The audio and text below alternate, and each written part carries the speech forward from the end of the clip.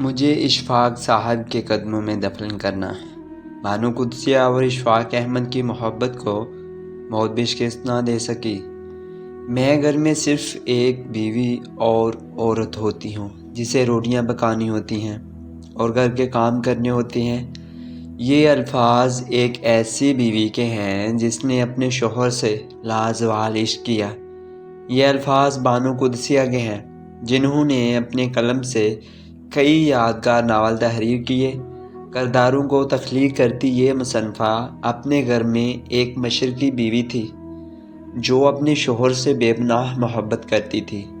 صرف بانو قدسیہ ہی نہیں بلکہ اشفاق احمد بھی اپنی بیوی کو بے حد چاہتے تھے۔ آج ہم اس آرٹیکل میں ان دونوں کی محبت کی کہانی پر بات کریں گے۔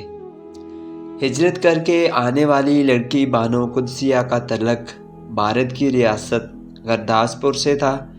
بٹوارے کے وقت وہ اپنے خاندان کے ہمراہ فسادات میں پاکستان کے راستے پر چل پڑی، جن میں ان کا آدھا خاندان لاپتہ ہو گیا جبکہ باقی آدھے میں سے سب قتل ہو گئے۔ صرف ان کی والدہ اور بھائی بچے جن کے ساتھ بانو لاہور آ کر بس گئی۔ گورنمنٹ کالج لاہور میں ایم اے اردو میں داخلہ لیا جہاں ان کی ملاقات اپنے ہم جماعت اشفاق احمد سے ہوئی۔ دوستی سے شادی کا سفر، دوستی سے محبت اور محبت سے شادی کا سفر جلد ہی طے ہو گیا۔ بانو قدسیہ سے شادی کے فیصلے کے بارے میں اشفاق احمد نے بتایا کہ بانو میں مجھے وہ خوبیاں دکھیں جو مجھ میں نہ تھیں، تو وہی سوچا کہ کیوں نہ ان خوبیوں کو گھر لے آیا جائے۔ میں گھر میں ایک عام عورت ہوں۔ ڈان نیوز میں لکھنے والے صحافی اپنے آرٹیکل میں لکھتے ہیں کہ ایک دفعہ جب وہ اپنے شہر سے بطور خاص بانو قدسیہ سے ملنے لاہور ان کے گھر داستان سرائے پہنچے تو ان کا کہنا تھا کہ میں گھر میں صرف ایک خاتون خانہ ہوں، مجھے اپنے روٹیاں خود پکانی ہوتی ہیں اور سارے کام بھی کرنے ہوتے ہیں۔ اگر آپ آنے سے پہلے پوچھ لیتے تو بہتر ہوتا، لیکن جب انہیں پتہ چلا کہ صحافی ایک دوسرے شہر سے آئے ہیں تو انہوں نے وقت طے کر کے انہیں دوبارہ ملاقات کی دعوت دی۔ اشفاق احمد شوہر کے ساتھ ساتھ استاد بھی تھے۔ اشفاق احمد جو خود بھی پائے کے لکھاری تھے اور پاکستان ٹیلی ویژن کے کئی مشہور ڈرامے تحریر کر چکے تھے۔ انہوں نے بانو قدسیہ کی لکھنے کی صلاحیتوں کو شروع سے ہی بھانپ لیا تھا اور ہمیشہ انہیں لکھنے کی ترغیب دی۔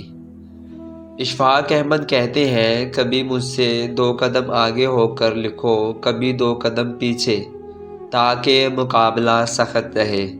بانو قدسیہ خود بھی اشفاق احمد کو شوہر اور استاد دونوں کا ہی درجہ دیتی تھی۔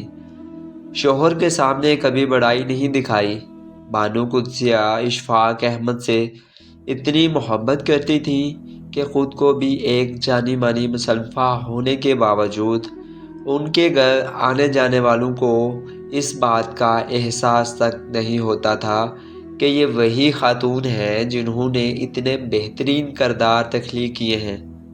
گھر میں وہ صرف اشفاق احمد کی بیوی تھی جو ان کے آرام کا خیال کرتی تھی اور ان کی خدمت کرتی تھی تاکہ ان کے شوہر ذہنی سکون کے ساتھ وہ سب تخلیق کریں جو وہ کرنا چاہتے ہیں۔ آخری وصیت، کئی دہائیاں ساتھ گزارنے کے بعد اشفاق احمد کا انتقال 7 ستمبر 2004 کو ہوا تو بانو قدسیہ ان کے بعد اکیلی رہ گئی، لیکن پھر 4 فروری 2017 کو وہ بھی انتقال کر گئی۔ کچھ لوگ یہ بھی کہتے ہیں کہ بانو قدسیہ کی وصیت تھی کہ انہیں مرنے کے بعد اشفاق احمد کے قدموں کے پاس دفن کیا جائے۔ شاید یہی وجہ ہے کہ لاہور کے ماڈل ٹاؤن میں بانو قدسیہ کی قبر اشفاق احمد کے عین نیچے بنی ہوئی ہے۔